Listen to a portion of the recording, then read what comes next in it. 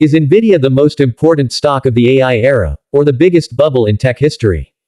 Nvidia's stock has exploded as artificial intelligence demand reshapes the global economy. From data centers to self-driving cars, Nvidia's chips power almost every major AI system today.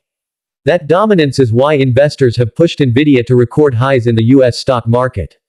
But here's the risk most people ignore: AI infrastructure is extremely expensive.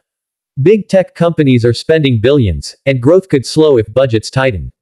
Competition is also heating up, with AMD, Intel, and even custom chips entering the race. So is Nvidia's rally driven by real fundamentals, or pure AI hype? The bullish case is simple: Nvidia controls critical AI hardware with massive pricing power. Its ecosystem, software, and long-term partnerships create high barriers for competitors. On the other hand, valuation matters, and high expectations leave little room for mistakes. Any slowdown in AI spending could trigger sharp volatility in the stock.